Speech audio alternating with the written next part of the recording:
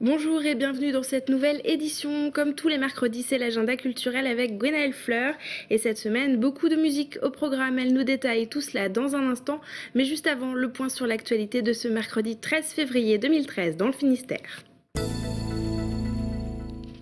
Ce mercredi, la société GAD a organisé un comité central d'entreprise à Quimperlé. La direction du groupe charcutier a annoncé qu'un projet de continuité de la filière porcine serait présenté la semaine prochaine, le 21 février. Elle a également assuré que les salaires et l'activité seraient maintenus pour au moins 6 mois. L'entreprise est actuellement en difficulté financière. Dans le Finistère, 900 salariés travaillent pour la société GAD entre les abattoirs de Lampol-Guimillot et le siège de Saint-Martin-des-Champs. Et alors même que l'avenir du groupe GAD est menacé, l'autorité de la concurrence vient de condamner ce mercredi l'abattoir finistérien à une amende de plus de 257 000 €. 4 autres abattoirs bretons ont également été jugés dans cette affaire. En 2009, les 5 abattoirs se seraient rendus coupables de pratiques anticoncurrentielles. Plus de 22 millions d'euros, c'est le budget prévu pour la construction de la médiathèque qui sera installée sur le plateau des Capucins à Brest. Le lieu accueillera 120 000 documents, livres et CD. Ouverture prévue fin 2015. Les 25 000 mètres carrés de l'ancien site industriel des Capucins accueilleront aussi un centre des arts du cirque et des salles de cinéma. Le lieu gardera bien sûr les traces de son passé industriel.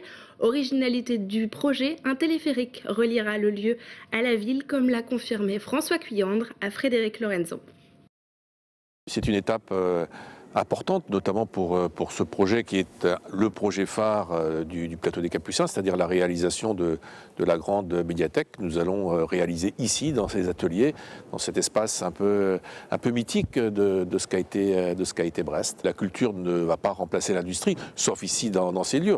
Brest restera une ville industrielle, je le souhaite bien entendu, mais ici c'est cet espace ouvert sur la ville et relié à la rive gauche par le téléphérique sera un lieu, je crois, extraordinaire. La date que nous sommes fixés, c'est la même date que la réalisation et l'ouverture de cette médiathèque, c'est-à-dire fin 2015. Il faut que tout fonctionne en même temps. Donc, concernant le téléphérique, les études se poursuivent, la procédure se poursuit. Il n'y a pas d'obstacle d'inaudiage à l'horizon.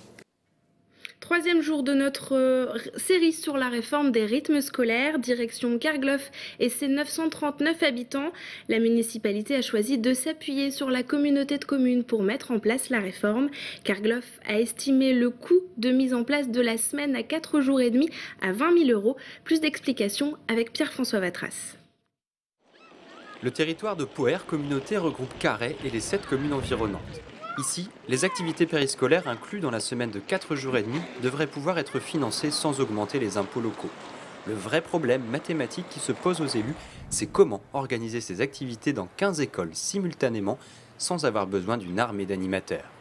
Chaque commune a son école, ce qui est une chance et une bonne chose d'ailleurs, mais en même temps ça fait beaucoup de classes à couvrir, beaucoup d'enfants à apporter donc de l'extrascolaire.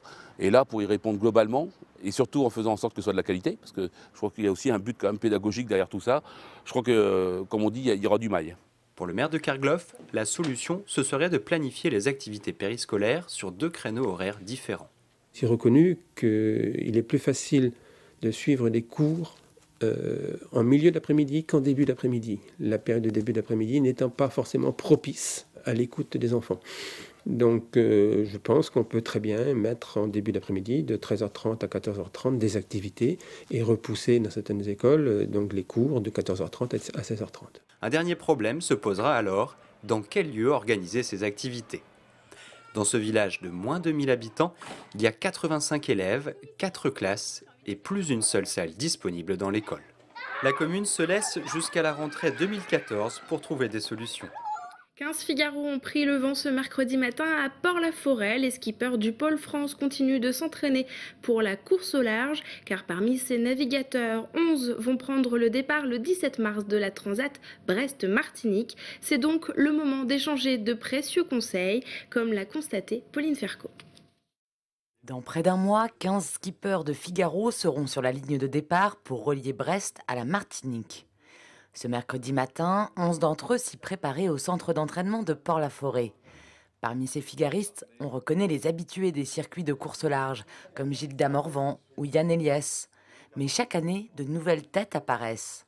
Les jeunes qui arrivent justement ont beaucoup plus envie de bosser, de s'entraîner beaucoup, de prouver qu'ils sont bons et puis donc justement de compenser peut-être par le travail un déficit d'expérience alors que les autres qui sont là depuis des années en fait ont l'expérience pour eux, mais si jamais aujourd'hui il manque aussi d'entraînement, ils se font déposer très, très vite.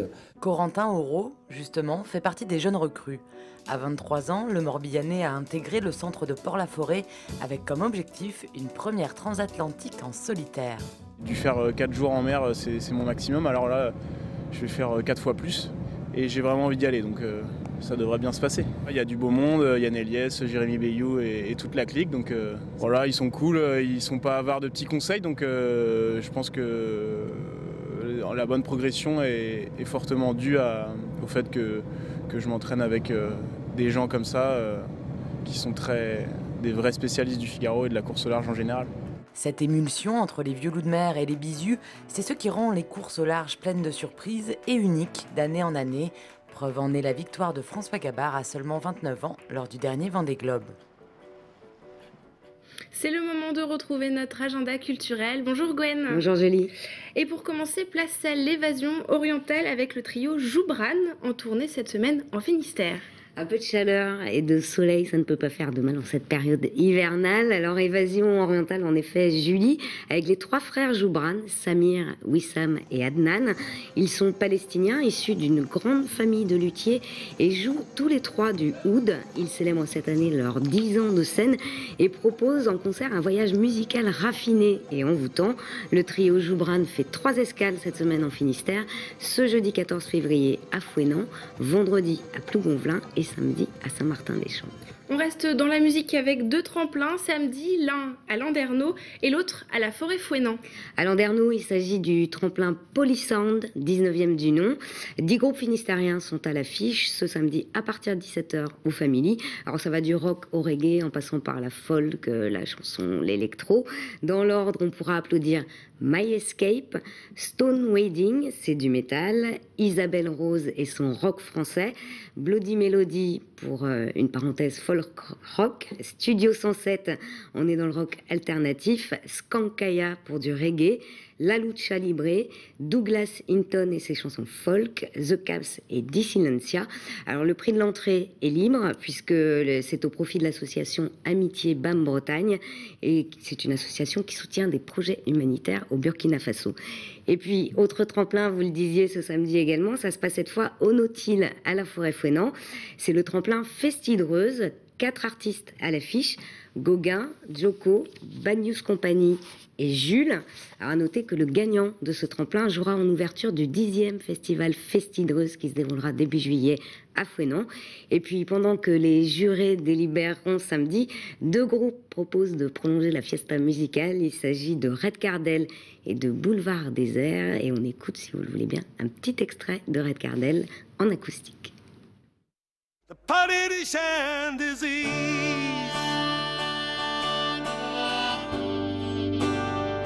Politician disease.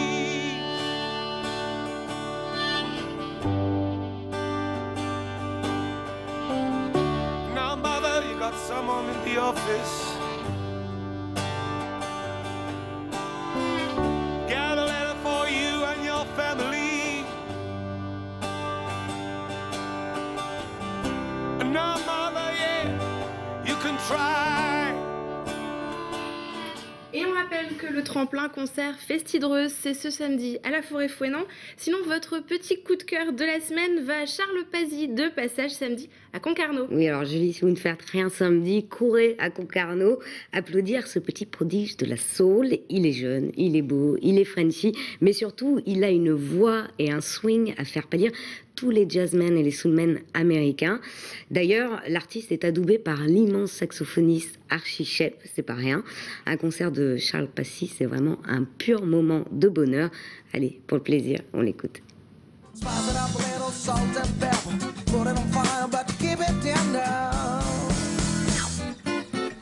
better with butter. It's better with butter. Yeah, people. It's better with butter. Yeah. It's better with butter. All right. Et Charles Pazzi est en concert ce samedi à Concarneau. Merci Gwen pour toutes ces bonnes idées sorties. C'est la fin de cette édition. Merci à tous de nous avoir suivis. Excellente fin de soirée sur TBO. À demain.